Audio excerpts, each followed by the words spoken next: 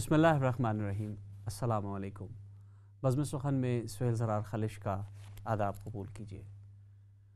دوستوں، کچھ دن ایسے ہوتے ہیں، کچھ پروگرامات ایسے ہوتے ہیں جن کو جب شروع کرنے لگے تو دل بہت بھرا ہوا ہوتا ہے، دل بہت غمگین ہوتا ہے، اور آج کا پروگرام بھی اسی بات پر ڈپینڈ کرتا ہے کہ آج بہت دل بھرا ہوا ہے، اور کیوں نہ بھرا ہو۔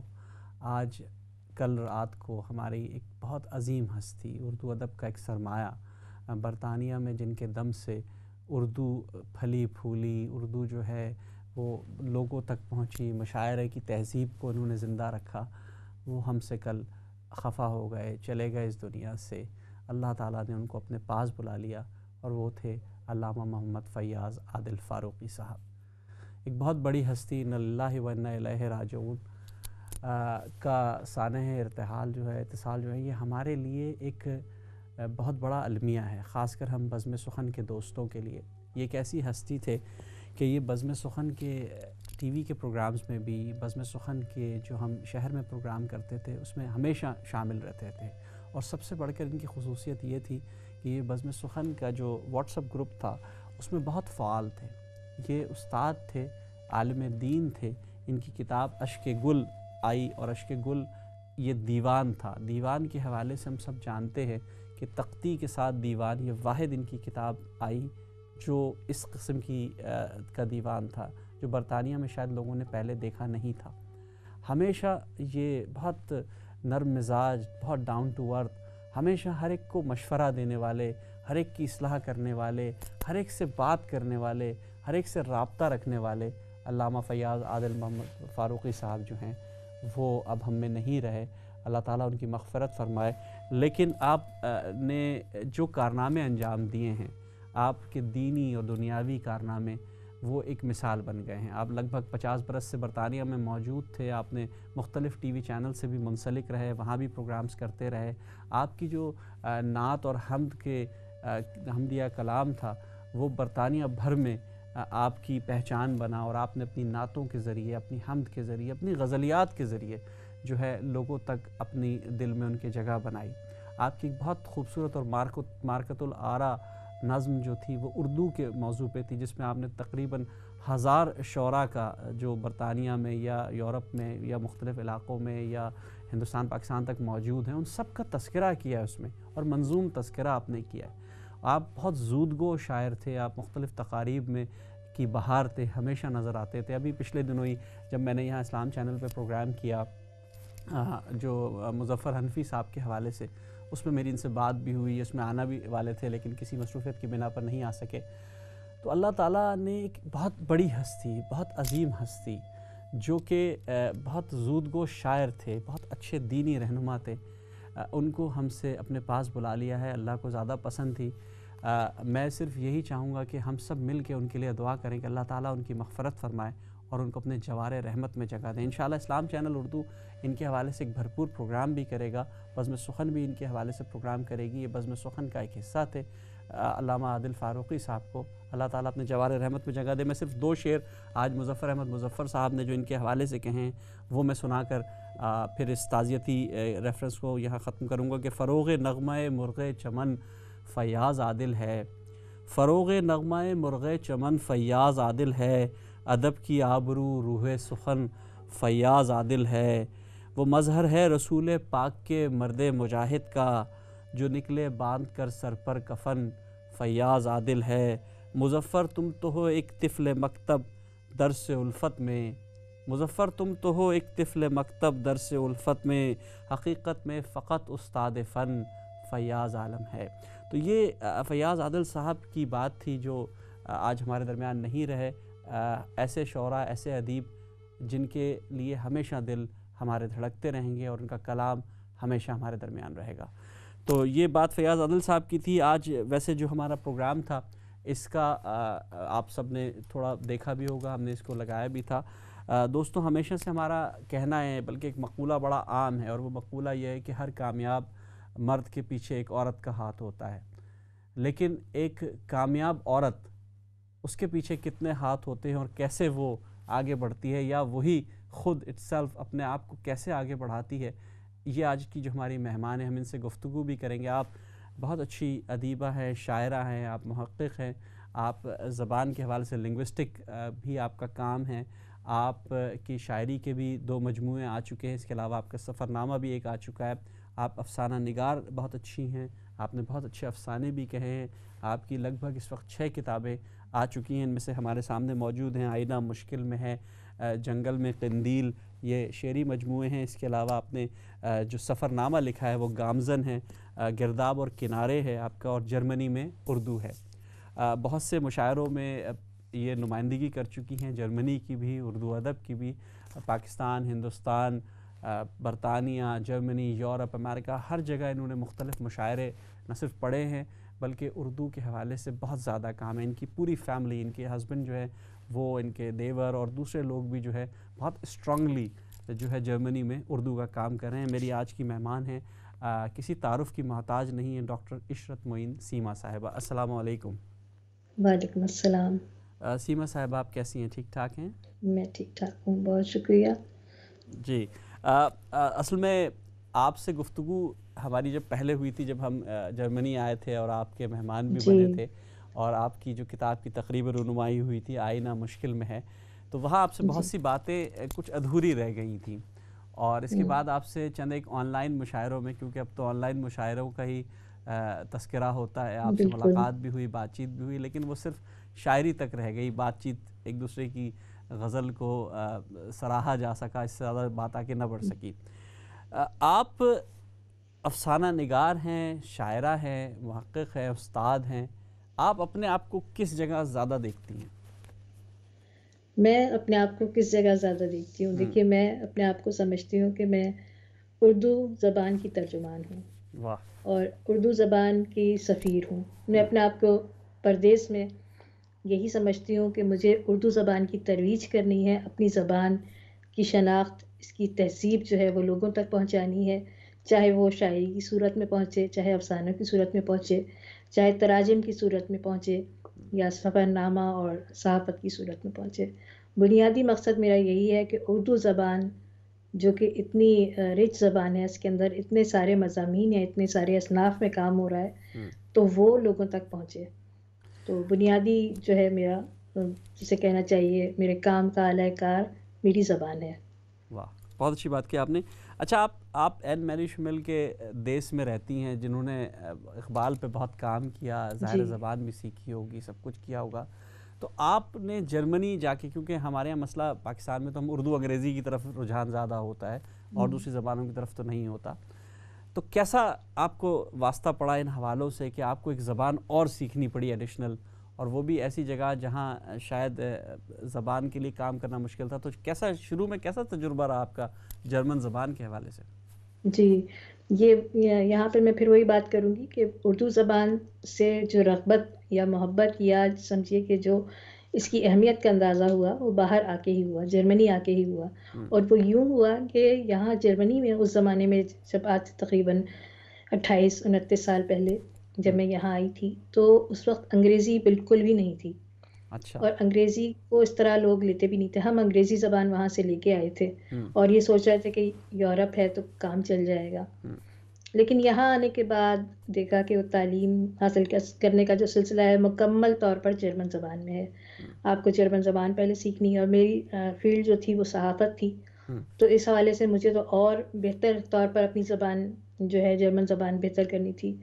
تو 2 سال تقریباً میں نے زبان پہ مکمل طور پر توجہ دی، جرمن زبان بہت اچھی طرح سیکھی، اور اس میں نے آگے تعلیم حاصل کی اور کام کیا اخبارات میں اور رسائل میں، ٹی وی پہ، ریڈیو پہ۔ تو آپ کو پتہ ہے کہ جب انسان ابلاغ عامہ تک پہنچتا ہے تو اس کی زبان کی ایک سطح ہونی چاہیے کہ وہاں تک آپ کی زبان بہتر ہو، ترجمے کے حوالے سے بھی۔ تو یہ جب مجھے زبان کا اندازہ ہوا کہ، اور میں نے اپنے ایک پروفیسر سے پوچھا کہ یہاں پر آپ دوسروں کی زبانیں تو پڑھتے ہیں، جیسے کہ یہاں پر ڈچ پڑھائی جاتی ہے، انگریزی پڑھائی جاتی ہے، لیکن بولی نہیں جاتی، استعمال نہیں کی جاتی۔ کچھ اسکول سسٹمز یہاں پر ایسے ہیں جو کہ یورپین اسکولز کہلاتے ہیں، جس میں کہ پرتگیزی زبان ہے، یا یونانی زبان ہے، یا اٹیلین زبان ہے، ترکی زبان بھی شامل ہے، لیکن بطور زبان بنیادی تعلیم کا تمام سلسلہ جو ہے وہ جرمن زبان میں ہے۔ تو میرا ان سے یہ مقصد تھا کہ پوچھنے کا کہ آپ ادب بھی پڑھاتے ہیں دوسری زبانوں کا، اور آپ جو ہے وہ ان زبانوں کو بھی پڑھاتے ہیں، لیکن آپ اس کو یہاں رائج نہیں ہونے دیتے۔ تو میرے پروفیسر کا کہنا تھا کہ یہ جرمنی ہے، یہاں جرمن زبان ہی بولی جائے گی، اور جرمن زبان ہی ہم دوسرے زبانوں کے جو ہم ادب پڑھتے ہیں یا زبانیں پڑھتے ہیں تو ہم یہ اس لیے پڑھتے ہیں کہ ہم اس قوم کی تہذیب کو جان سکیں، اس قوم کے مزاج کو جان سکیں۔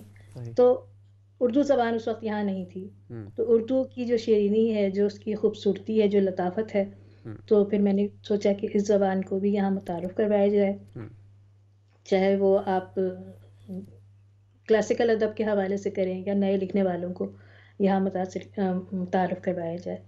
تو یہ سلسلہ شروع ہوا، تنظیم سازی سے بھی شروع ہوا، ہم نے یہاں تنظیمیں بنائیں اور مشاعرے وغیرہ کروائے۔ جو مشاعرے کی جو تہذیبی روایت ہے اس میں ہم نے، میرے خیال سے جرمنی میں ایسے کہیں مشاعرے نہیں ہوتے ہوں گے کہ آپ نے غزل پڑھی اور ساتھ ہی اس کا جرمن ترجمہ ہم نے پیش کیا، ایک نظم پڑھی اور ادھر جو ہے وہ، تو اس طرح یہ ہوا کہ ہمارے جو آڈینس تھے، جو ہمارے شرکت کرنے والے لوگ تھے مشاعروں میں، وہ جرمن اور پاکستانی ہندوستانی دونوں تھے۔ تو اس طرح دونوں زبانوں کے مابین ایک پل ہم نے قائم کرنے کی کوشش کی کہ یہ دونوں زبانیں ایک دوسرے کو جانیں۔ جب وہ ہمارے کلچر سے آگاہ ہوں گے تو انہیں پتہ چلے گا کہ ہماری زبان میں کتنی لطافت ہے، کتنا امن ہے، کتنی خوشی ہے، اور لوگوں کے ساتھ کتنی محبت ہے۔ آپ نے یعنی کہ زبان کے ذریعے جو ترویج کا کام تھا عملاً اس کو اختیار کیا۔ ابھی آپ نے ایک بہت بڑا جملہ کہا کہ جرمن، اس استاد نے آپ سے کہا کہ یہ جرمنی ہے، یہاں جرمن بولی جائے گی، دوسری زبانیں صرف اس لیے رکھی جائیں گی کہ ان کے کلچر سے ہم آشنا ہو سکیں۔ تو آپ کو ایک شدید قسم کا جھٹکا تو لگا ہوگا کہ پاکستان میں تو ہمیں انگریزی مسلط کی جاتی ہے۔ بالکل، یہ میرے لیے، میں آپ کو بتا رہی ہوں نا کہ یہی جملہ جو ہے وہ میرے ذہن میں کہیں رہ گیا، اور جب بھی ہم کوئی اردو کے لیے کوئی پروگرام کرتے ہیں یا کچھ بھی ہم تقریب منعقد کرتے ہیں یا کوئی کتاب آتی ہے یا کسی، تو میرے ذہن میں وہ جملہ پیچھے کہیں ہوتا ہے کہ یہ ہم جرمنی میں ہیں، جرمن زبان ہمیں ساتھ لے کے چلنی ہے، لیکن ہماری زبان جو کہ ہماری زبان کی لطافت ہے، جو کہ خوبصورتی ہے، جو جس کے پیچھے پوری ایک تہذیب چھپی ہے، وہ سامنے آنی چاہیے۔ ہم اپنی زبان کو پیش کر سکتے ہیں بطور ایک تہذیب، بطور ایک امن پسند جو ہے نا ثقافت کے۔ اب ہم اس پہ بات کرتے ہیں۔ آپ کی کتاب گرداب اور کنارے آئی، پہلی جو افسانوں کی تھی، اور دوسری آئی آپ کی دیوار ہجر کے سائے۔ اچھا، اب اگر میں گرداب اور کنارے پڑھوں تو اس میں تو آپ کے کچھ ایسے مضامین تھے جو ظاہر ہے سوشل ایکٹیویٹیز کے حوالے سے بھی جڑے ہوئے تھے، اور یہ کچھ ہمیں ایشیائی ماحول سے جڑے، اپنے جو مشرقی روایات تھے ان سے جڑے بہت سے لگ رہے تھے۔ لیکن کیونکہ ابھی آپ نے دیوار ہجر کے سائے کے حوالے سے مجھے بتایا کہ یہ کیونکہ دیوار برلن بھی گری تھی وہاں، اس کے حوالے سے بھی کچھ اس کے اندر چیزیں موجود تھیں، تو ان دونوں میں آپ کیا فرق کرتی ہیں کتابوں میں؟ دیکھیے، گرداب اور کنارے اور دیوار ہجر کے سائے یہ دونوں میرے افسانوی مجموعے ہیں۔ میرا بنیادی مقصد یہی ہے کہ جو جرمنی کی زندگی ہے یا جرمنی میں جو لوگ اس طرح رہتے ہیں، یہاں کے جو موضوعات ہیں ان کو ہم اپنے افسانوں کا موضوع بنائیں، اردو افسانوں کا، اور ہمارے وہ لوگ اسے جانیں کہ یہاں کی لائف کیسی ہے، یہاں پر لوگوں کو کیا مسائل ہیں، یہاں پر لکھنے والے کن چیزوں پر قلم اٹھاتے ہیں۔ تو جو میری پہلی کتاب ہے گرداب اور کنارے، وہ بھی اسی حوالے سے ہے۔ اس میں ہی میں نے کوشش کی ہے کہ میں جرمنی کی زندگی کو جو ہے وہ پیش کر سکوں۔ اور گرداب اور کنارے کے بعد جو میرا دوسرا افسانوی مجموعہ اسی سال آیا ہے، دیوار ہجر کے سائے، تو یہ دیوار ہجر بنیادی طور پر دیوار برلن ہی ہے، اور اس پر میرا ایک افسانہ ہے کہ جب یہ دیوار تعمیر ہوتی ہے تو دو محبت کرنے والوں کے دلوں میں بھی ایک دیوار قائم ہو جاتی ہے۔ تو اس آپ نے تو عملاً یہ دیکھا بھی، آپ موجود تھی غالباً جس وقت یہ سب واقعات یہاں ہو رہے تھے، میں جہاں تک سمجھتا ہوں۔ جب دیوار گری ہے میں اس کے بعد آئی ہوں یہاں، لیکن میرے شوہر جو ہیں انور ظہیر صاحب، وہ یہاں موجود تھے، ان کے برادر عزیز سرور غزالی صاحب بھی یہاں موجود تھے، اور انہوں نے خود جو ہے نا اس دیوار کے گرانے میں سمجھیے کہ حصہ لیا تھا، تحریک میں نہیں بلکہ جو عملی طور پر دیوار کو توڑنے میں۔ بالکل، وہ مجھے جب ملاقات ہوئی تھی ان سے، ان دونوں نے مجھے وہ جگہیں بھی دکھائیں، وہ سب وہ دیوار برلن کے سائے میں جب ہم وہاں گھوم رہے تھے، اور وہ سب انہوں نے ہمیں بتایا تھا، تو وہ تو عملاً اس میں رہے تھے۔ اچھا، یہ تو خیر چیزیں ہوتی رہیں گی۔ اب چلیں، آپ نے سید انور ظہیر رہبر صاحب جو آپ کے ہسبینڈ ہیں، ان کا تذکرہ کیا، تو کیسا لگتا ہے دونوں میاں بیوی ایک ہی فیلڈ میں ہوں؟ بڑا ایک کیا رقابت بھی ہو جاتی ہے آپس میں، کچھ ایسے مسائل بھی ہوتے ہوں گے، کیا ہوتا ہوگا؟ اشعار نہیں سراہے اس نے میرے اور میں نے اس کے، تو پھر ایسا بھی ہوتا ہے کیا؟ دیکھیے میں آپ کو بتاؤں کہ ہمارے بچے کہتے ہیں کہ ماما پاپا کی کبھی بھی لڑائی ہم نے نہیں دیکھی، جب بھی ہوئی ہے کسی اردو کے موضوع پر ہوئی ہے کہ یہ لفظ جو ہے یہ فلاں مذکر ہے مؤنث ہے، یا یہ عربی ہے یا فارسی ہے، یا یہ تحریر اس کی ہے اور یہ اس کی. ہم جب بھی ہماری جو گفتگو ہوتی ہے جس پہ ہماری سمجھے کہ موضوع بحث بنتا ہے، وہ اردو یا اردو زبان سے متعلق یا ادب سے متعلق ہی ہوتا ہے، کوئی ایسا سلسلہ. اور یہ بحث ایسی بحث نہیں ہوتی بلکہ ایک صحت مند بحث ہوتی ہے، ایک دوسرے کو جاننے پہچاننے اور اپنی اپنی معلومات کا تبادلہ کرنے کے حوالے سے ہوتی ہے. افسانے میں سمجھتی ہوں ان کا قلم مجھ سے بہت اچھا ہے، تو جب میں کوئی افسانہ لکھتی ہوں انہیں سناتی ہوں تو وہ مجھے مشورہ دیتے ہیں، بتاتے ہیں کہ کہاں پر ٹیکنیکل لحاظ سے کس موڑ پہ مجھے افسانے کو چھوڑنا ہے، پنچ لائن کہاں دینی ہے، اور ڈائلاگس کس طرح کے رکھنے ہیں، اور یہ سب باتیں وہ مجھے بتاتے ہیں.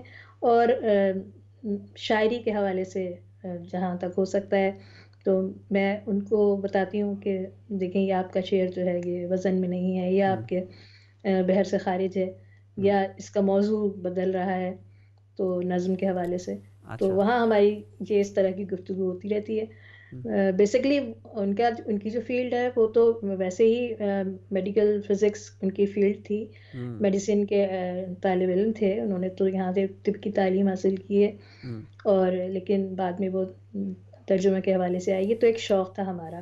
اور لیکن میرا جو سبجیکٹ تھا وہ ماس کمیونیکیشن تھا، بنیادی طور پر ابلاغ عامہ. تو میں تو اس سے ہی جوڑی رہی، وہ میری فیلڈ میں آ گئے، لیکن وہ ہمیشہ کہتے ہیں کہ نہیں وہ میرا شوق تھا، آپ میری شوق میں شامل ہوئی ہیں.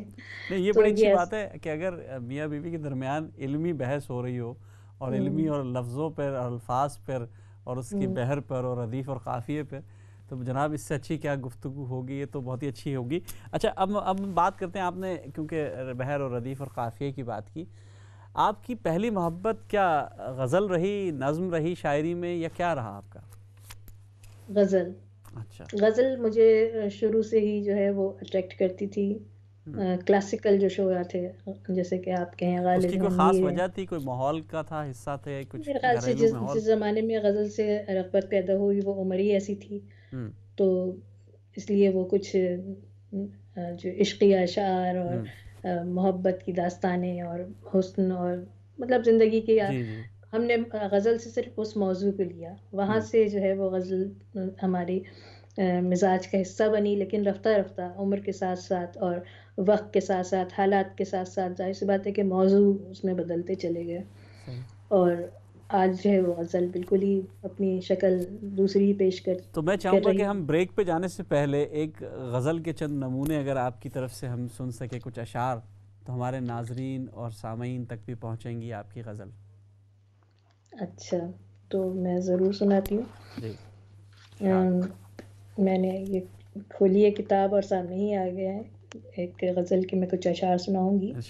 کہ دامن ہے چاک دستے رفو گر نہیں رہا، دامن ہے چاک دستے رفو گر نہیں رہا، اس پر ستم کہ وہ بھی ستم گر نہیں رہا، اس پر ستم کہ وہ بھی ستم گر نہیں رہا، اور آندھی اڑا کے لے گئی گھر بھی چراغ بھی، آندھی اڑا کے لے گئی گھر بھی چراغ بھی، دستک کی راہ تکتا ہوا در نہیں رہا، دستک کی راہ تکتا ہوا در نہیں رہا، اور پیادوں نے سر کو اپنے اٹھایا ہے تیغ پر، پیادوں نے اپنے سر کو اٹھایا ہے تیغ پر، تم کہہ رہے ہو کوئی بھی لشکر نہیں رہا، تم کہہ رہے ہو کوئی بھی لشکر نہیں رہا، اور بونوں کی بستیوں میں وہ قامت پذیر شخص، بونوں کی بستیوں میں وہ قامت پذیر شخص، کہتا ہے کوئی قد کے برابر نہیں رہا،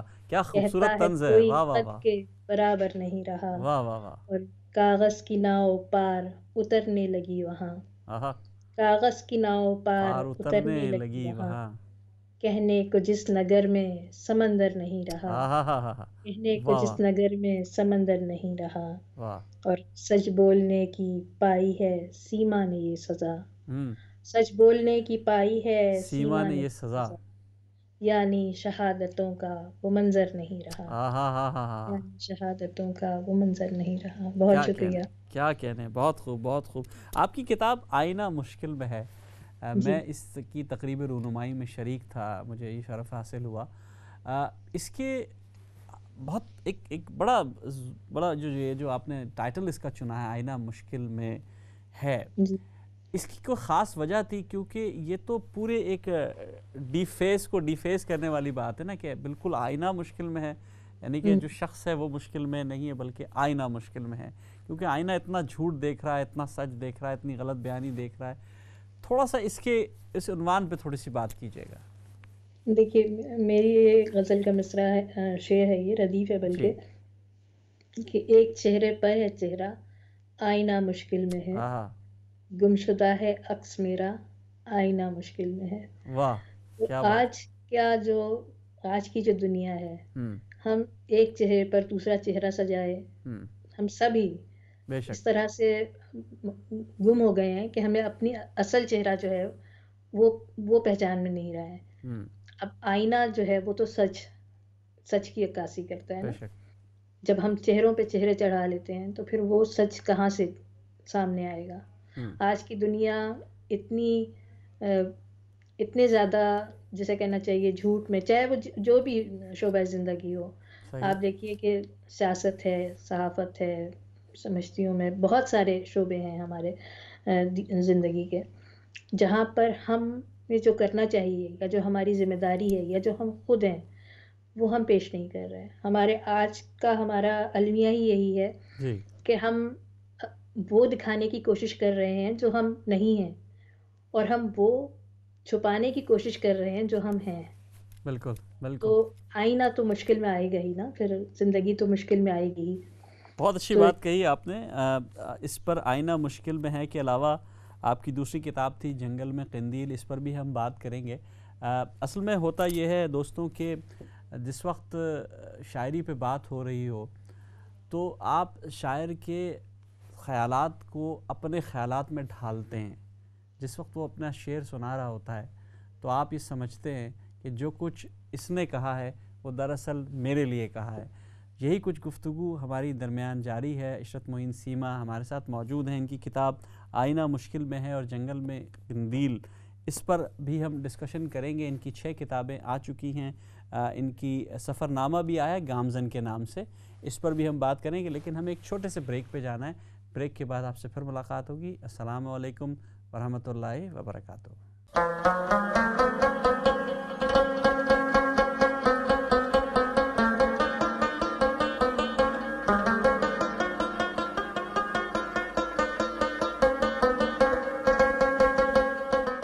بہت بہت شکریہ ناظرین، وقفے کے بعد ہمیں دوبارہ جوائن کرنے کا۔ ہمارے درمیان جرمنی سے ڈاکٹر عشرت معین سیما صاحبہ موجود ہیں، ان سے گفتگو ہو رہی تھی مختلف حوالوں سے، افسانوں پہ بات ہوئی، ان کے رجحانات پر بات ہوئی، اب ان کی غزلیات اور نظموں پہ بات ہو رہی ہے۔ تو میرے ساتھ عشرت معین سیما صاحبہ موجود ہیں۔ سیما صاحبہ، ہم نے بات کی جو آپ کی کتاب تھی آئینہ مشکل میں ہے، اور اس میں سے کچھ ہم نے اشعار بھی سنے۔ کیا یہ بہت اچھا نہیں ہوگا کہ آپ یہی جو یہ غزل تھی اگر ہمیں سنائیں، ہمارے سامعین و ناظرین تک پہنچے، آئینہ مشکل میں ہے، کہ چند اشعار اگر پیش کریں تو؟ اچھا، یہ شاعری کی جو میری کتاب ہے آئینہ مشکل میں ہے، اس کی یہ بنیادی غزل ہے، جی، اور یہ ہے کہ ایک چہرے پر ہے چہرہ آئینہ مشکل میں ہے، ایک چہرے پر ہے چہرہ آئینہ مشکل میں ہے، گمشدہ ہے عکس میرا آئینہ مشکل میں ہے، کیا کہنے، واہ، روشنی کی ضد میں تارے بادلوں سے لڑ گئے، واہ واہ واہ، روشنی کی ضد میں تارے بادلوں سے لڑ گئے، ایک جگنو گھپ اندھیرا آئینہ مشکل میں ہے، واہ واہ، ایک جگنو گھپ اندھیرا آئینہ مشکل میں ہے، واہ، اور آنکھ میں کچھ خواب رکھ کر آئینے کے سامنے، واہ، آنکھ میں کچھ خواب رکھ کر آئینے کے سامنے، خون میں ڈوبا ہے چہرہ آئینہ مشکل میں ہے، واہ واہ خون واہ. میں ڈوبا ہے چہرہ، آئینہ آئینہ مشکل مشکل میں میں ہے، ہے. اور رات کی کالی سیاہی سے لکھی روشن غزل، واہ. رات کی کالی سیاہی سے لکھی روشن روشن غزل، غزل. کر نہ دے روشن سویرا، آئینہ آئینہ مشکل مشکل میں میں ہے، کرنا دے روشن سویرا. کر نہ دے آئینہ روشن سویرا، آئینہ مشکل میں ہے، ہاں ہاں ہاں. اور خواب کا ہر عکس سیما کس قدر ہے زخم زخم، ہوں. خواب کا ہر عکس سیما ہوں. کس قدر ہے زخم زخم، لگ گیا نظروں پہ پہرا، آئینہ آئینہ مشکل مشکل میں میں ہے. ہے. واہ شکریہ. واہ واہ واہ، کیا خوبصورت غزل تھی. آپ نے مختلف، جیسے میں نے کہا کہ ادب کی مختلف صنف پہ کام کیا ہے. آپ نے افسانے بھی لکھے، آپ کا ایک سفر نامہ بھی میرے سامنے موجود ہے گامزن کے نام سے، بلکہ شاید آپ نے خالصتاً اٹلی کے حوالے سے ہی جی اس کو لکھا ہے. تو اس کی کوئی خاص وجہ تھی کہ صرف اٹلی کے ہی سفر کو آپ نے موضوع کیا بنایا، حالانکہ آپ نے دنیا بھر میں سفر کیے ہیں اور پاکستان میں بھی آپ کا ہر وقت آنا جانا رہتا ہے مختلف، یا جی آپ نے سوچا کہ نہیں اٹلی کا ہی سفر نامہ لکھنا زیادہ ہمارے لیے اچھا رہے گا؟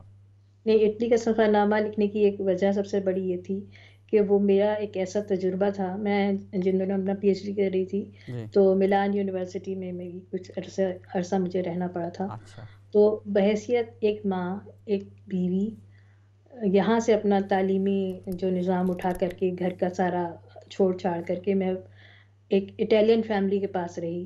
اچھا. میری وہ فیلنگز، وہ تجربات کہ یہاں سے مجھے جانا پڑا علم کے لیے، علم جو کہ جس کے لیے ہمارے نبی پاک نے بھی صلی کہا اللہ ہے علیہ وسلم. کہ مرد اور عورت دونوں پر فرض ہے، چاہے اس کے لیے چین جانا پڑے. بے شک. تو چین تو ہم نہیں، لیکن اٹلی تک ہی چلے گئے. ہوں. تو ایک تو یہ کہ میرے وہ تجربات کہ وہ کیسے رہے، جو میری پہلی ذمہ داری تھی، میرے گھر، میرے بچے، میری فیملی، اور علم کا حصول، تو وہ میرا کیسا رہا. پھر ایک اٹالین فیملی کے ساتھ رہنا، اور وہ بھی ایک ایسی کیتھولک اٹالین فیملی جو کہ اپنے مذہب کی بہت پابند تھی. تو اس مذہب کا مشاہدہ کرنا، اور اپنے دین کے ساتھ اس کا مشاہدہ کرنا، اور اس معاشرے کا کہ اٹلی کے میں جو معاشرہ ہے وہ بھی فیملی سسٹم کے ساتھ جڑا ہوا ہے بہت زیادہ. اچھا. تو وہ چیزیں جو ہیں میرے، سمجھے کہ جو میرے سفری تجربات ہیں، میری جو ڈائری ہے روزمرہ کی، جو میری جو وہاں کے حالات ہوئے، اس کو میں نے لکھا تھا. اور یہ ایک کافی ضخیم سفر نامہ تھا، لیکن بعد میں اس کو مجھے مختصر کرنا پڑا، کیونکہ جس فیملی کے پاس میں رہی تھی میں نے ان کی داستان بہت زیادہ لکھی تھی. اچھا. اور انہوں نے بھی مجھے بعد میں کہا کہ نہیں، آپ ہمارا نام اور یہ سب چیزیں جو ہیں مینشن نہ کریں. اچھا. تو مجھے اس کو تو مختصر اس کرنا حوالے سے پڑا. یہ آپ کا ایک افسانہ جو سفر نامہ بنا. اچھا، تو اس کا مطلب ہے ماشاءاللہ آپ کو اٹالین بھی آتی ہوگی، جرمن بھی آتی ہے، تو کتنی زبانیں اٹالین تھوڑی ماشاءاللہ بہت میں بول نے رہے ہیں؟ سیکھی تھی وہاں، لیکن میں سمجھیے کہ تھوڑا بہت اپنا نام پتہ بتا سکتی ہوں، پوچھ سکتی ہوں، کہیں گم نہیں ہوں گی اٹلی میں. اچھا. اور لیکن اٹالین اس سے زیادہ نہیں آتی. تو یہ اٹالین لسانی اور فرینچ. تجربات جو رہتے ہیں زبانیں سیکھنے کے حوالے سے، یہ تو خداداد صلاحیت ہوتی ہے. تو آپ کو بھی اس کا شوق تھا کہ اتنی زبانیں بھی سیکھی جائیں، ان میں علم بھی حاصل کیا جائے اور اس مقام تک کہ پی ایچ ڈی کیا جائے اس میں؟ جی، میرا سبجیکٹ جو تھا وہ پی ایچ ڈی کے لیے لنگوسٹک تھا، اور ماس کمیونیکیشن تو تھا ہی میرا ماسٹرز. تو یہاں آ کے جب میں نے دیکھا کہ اتنی زبانیں سیکھی جا رہی ہیں، تو اردو تو ہماری اپنی زبان تھی، لیکن سب سے پہلے میں نے جو یہاں زبان سیکھی وہ ہندی تھی. جرمن ہندی؟ زبان کے ساتھ ساتھ میں مطلب نے ہندی ہندی اور زبان اردو میں کوئی سیکھی. فرق ہوتا ہے آپ کے خیال سے؟ اردو مطلب ہمارے کمیونیکیشن زبانی تو لکھنے میں تقریباً آپ نے ہمارا ہندی سیکھی؟ 80% اچھا. ابلاغ ایک ہی ہوتا ہے، لیکن جو وہ لکھ کیا رہے ہیں، وہ کہہ کیا رہے ہیں، ان کی کتابوں میں کیا لکھا ہے، ان کا صحیح. ادب کیا کہتا ہے. صحیح. ہندی ادب، ہندی معاشرت ہے، ہندی جو ہے طرز معاشرت، ثقافت، اس کو جاننے کے لیے میں نے کچھ ہندی سیکھی. اور انڈولوجی میں میرا یہاں دوسرا ماسٹرز تھا، وہ میں اچھا. نے کیا. تو ہندی پڑھاتی ہوں ابھی بھی یونیورسٹی میں، اردو اور ہندی دونوں زبانیں کیا بات پڑھاتی ہے، آپ ہوں. ہندی لکھ بھی لیتی ہیں یعنی کہ؟ جی، میں ہندی لکھ بھی لیتی ہوں، پڑھ بھی لیتی ہوں، پڑھاتی ہوں. تو ماشاء یہاں اللہ. تک وہ زبان تھی. اس کے بعد پھر زبانوں کے جو آپس میں رابطے ہیں، انڈو جرمانک اور انڈو جرمن زبانوں کے جو رابطے ہیں، اس سے پھر مجھے شوق ہوا کہ مزید زبانیں سیکھی جائیں، جانا جائے. تو فرینچ تھوڑی بہت سیکھی، تھوڑی بہت جو ہے وہ اٹالین پہ ہاتھ صاف کیے سمجھیے، اور ترکی اور عربی، فارسی، ان زبانوں کی طرف بھی آئی. تو لیکن پسند زبانوں آپ کو اردو ہی سب سے زیادہ رہی، اور اردو سے محبت کا عالم یہ کہ آپ کی کتابیں ماشاءاللہ اردو میں موجود ہے. کسی اور زبان میں بھی کوئی کتاب آئی ہے آپ کی؟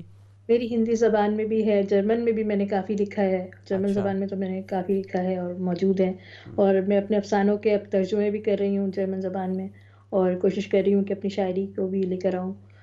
میں نے عصمت چغتائی کے ناول کو جرمن زبان میں جو ہے جزوی طور پر منتقل کیا ہے، ٹیڑھی لکیر کو، اچھا۔ اور اس کے علاوہ جو ہائنرش ہائن جرمن شاعر ہیں ان کو میں نے اردو اور ہندی زبان میں منتقل کیا ہے۔ آپ نے کیسا دیکھا کہ جرمن اور ہندوستان کے حوالے سے، یعنی کہ جو اب تو ہندوستان پاکستان الگ الگ ہیں، کچھ ان کا تعلق رہا ہے؟ حالانکہ ایک دور میں تو ہم ایک دوسرے سے بہت مختلف رہے ہیں، لیکن آپ نے ان کو آپس میں کیسا پایا ادبی حوالوں سے؟ دیکھیں، زبان جو ہے، میں نے جب بقور جائزہ لیا زبان کا، جی۔ اور جو ادب، جو ہندی ادب ہے، خالصتاً ہندی ادب ہے، اور جو اردو ادب ہے، اس میں زمین آسمان کا فرق ہے۔ ہم کہہ سکتے ہیں کہ ہماری زبان جو ہے اردو زبان، اگر آپ اس کا کلاسیکل ادب اٹھا کے دیکھیں تو اس میں سوسن شاعری میں آپ کو سوسن کے پھول اور چنار کے درخت اور یہ سب کچھ ملیں گے، جبکہ ہندی ادب میں، شاعری میں یہ چیزیں نہیں ہیں۔ وہاں آپ چمپا کے پھول دیکھیں گے، چنبیلی کی خوشبو محسوس کریں گے۔ وہاں کا ادب جو ہے یا وہاں کی جو شاعری ہے وہ علاقائی سطح پر ہے، لیکن اردو چونکہ ایک ایسی زبان ہے جو کہ عربی اور فارسی کے ساتھ بھی اس کا رابطہ رہا ہے، اور حتیٰ کہ یورپی زبانوں کے ساتھ بھی اس کا رابطہ رہا ہے۔ پرتگیزی زبان بہت زیادہ شامل ہے، ترکی زبان بہت زیادہ شامل ہے، تو وہ ہمارے ہاں وہ سارا جو ہے نا بیک گراؤنڈ پہ ہمارے یہاں وہ تمام چیزیں بھی ثقافتی طور پر آ گئی ہیں، وہ بھی سب اس کے اندر شامل ہیں، ظاہر ہے۔ میں سمجھتی ہوں کہ یہ بہت دو الگ الگ ادب ہیں، مطلب ہے تو اردو اور ہندی بظاہر ایک جیسی سمجھنے بولنے، لیکن جب آپ اس کے مضامین اٹھاتے ہیں تو وہ مضامین بہت مختلف ہیں ایک دوسرے مطلب سے، یعنی کہ دو ادب کے قومی حوالے سے۔ نظریے والی بات ٹھیک ہے۔ میں سمجھتی ہوں کہ ہاں، کسی حد تک بہت بالکل ٹھیک ہے۔ اچھا، آپ نے کیونکہ مختلف تجربات کیے ہیں، لنگوسٹک بھی آپ کی فیلڈ رہی ہے، آپ نے اس میں کام کیا ہے، آپ کی میں نے کچھ نظمیں بھی دیکھی، اس میں کچھ نظمیں ایسی ہیں جو بڑا منفرد مزاج لیے ہوئے ہیں۔ ایک تو ظاہر ہے آزاد نظموں کا ایک الگ مزاج بھی ہوتا ہے، تو آپ کیا متاثر ہوئیں جرمن سے یا ہندی سے یا اٹالین سے کسی سے، یا آپ نے خالصتاً جو اردو میں نظم کہی جا رہی ہے اس کو ہی فالو کیا؟ نہیں، میں نے اردو ہی کو فالو کیا، لیکن مجھے جرمن نظمیں بہت پسند ہیں، کیونکہ جرمن نظم کا مطلب ہے کہ ایک مختصر افسانہ، ایک چھوٹی سی ایک ایسی بات کے گرد کہانی جو آپ کے معاشرے میں جو آپ کو اکسائے، جو آپ کو سوچنے پہ مجبور کرے، چاہے وہ انسان ہو یا کوئی مادی چیز ہو یا غیر مادی چیز ہو۔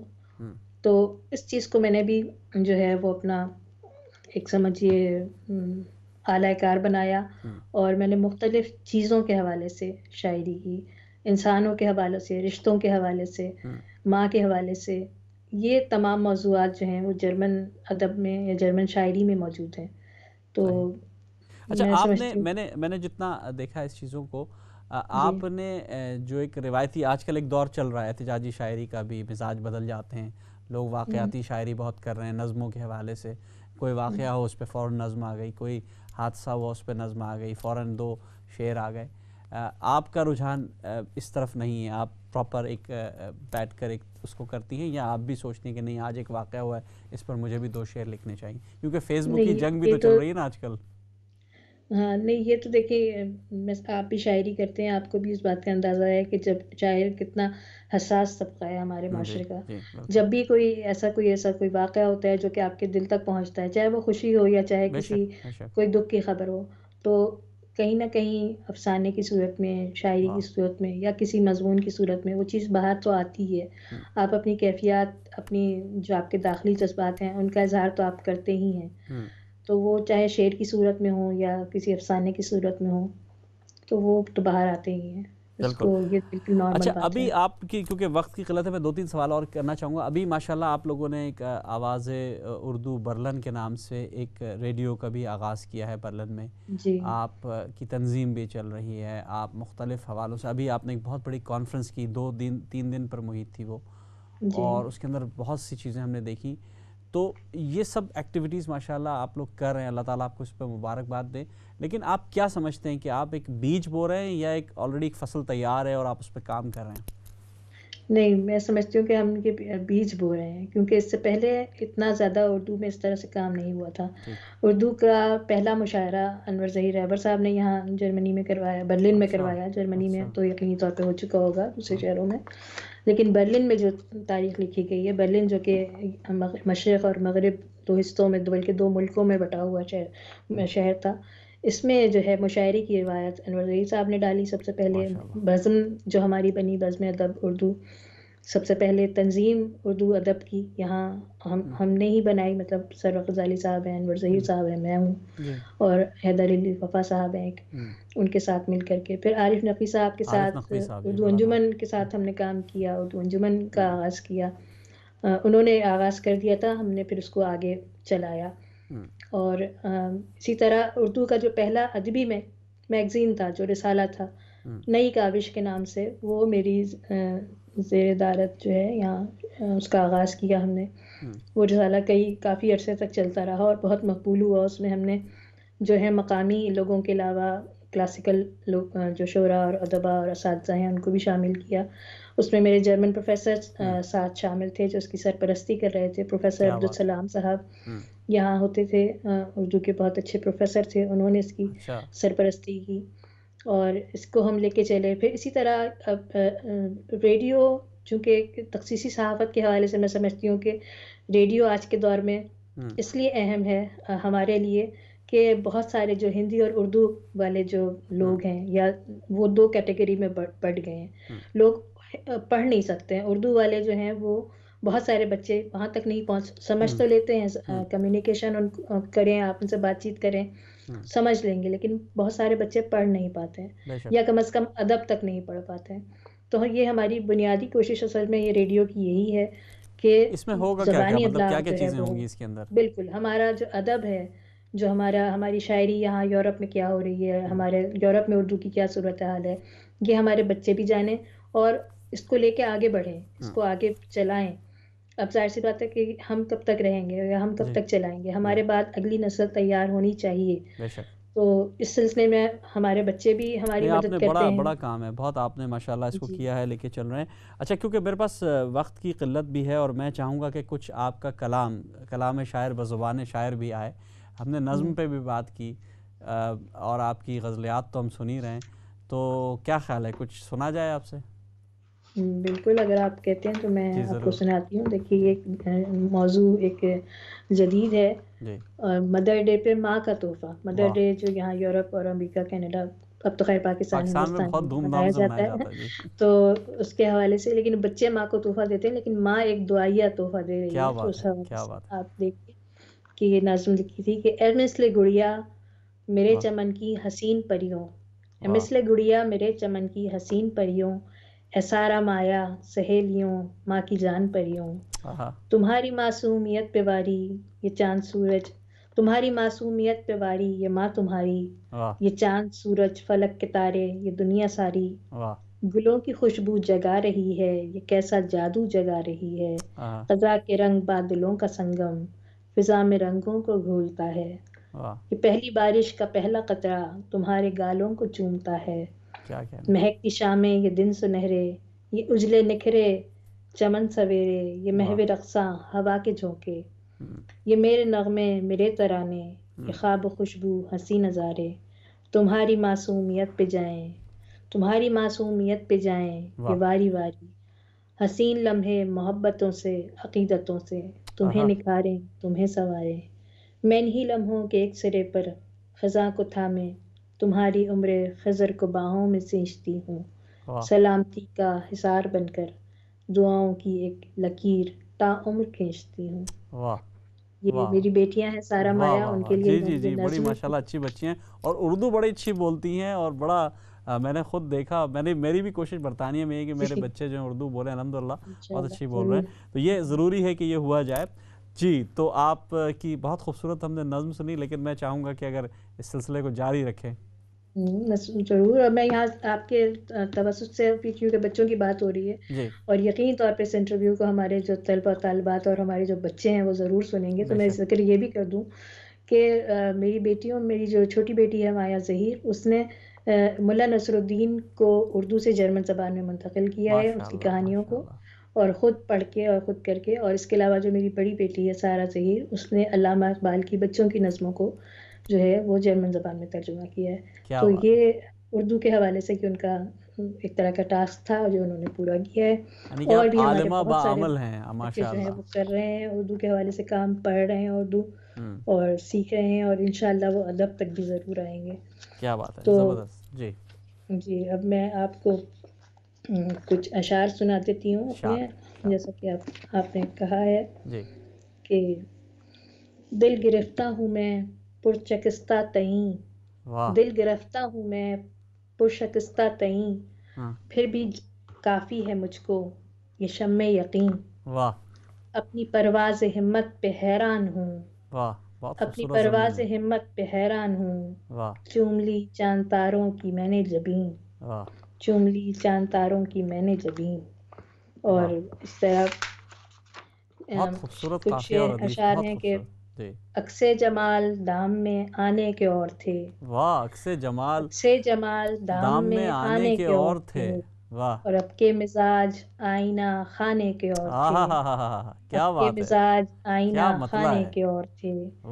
کس موڑ پہ لے آئے ہو تم میری داستاں، کس موڑ پہ لے آئے ہو تم میری داستاں، انجام عشق میرے فسانے کے اور تھے، انجام عشق میرے فسانے کے اور تھے.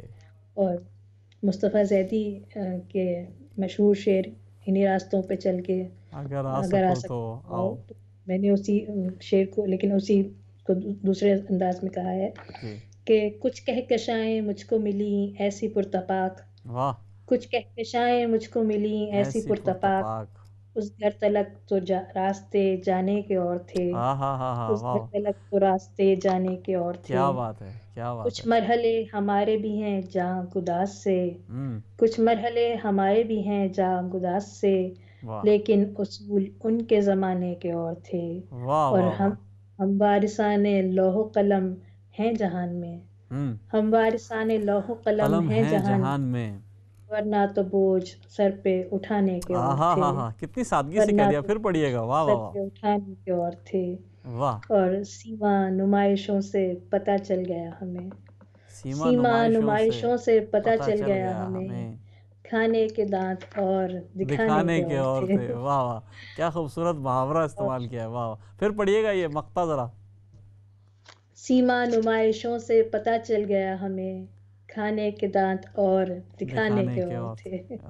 بہت خوب. میری کوشش ہوتی ہے کہ میں کوئی ایسا محاورہ یا کوئی ایسی چیزیں بھی شامل کر لوں تاکہ جب اسے پیش کیا جائے اور اس کی بیان کیا جائے، خاص طور پر جو بچوں کو یا جو نئی نسل ہے وہ پڑھے تو وہ.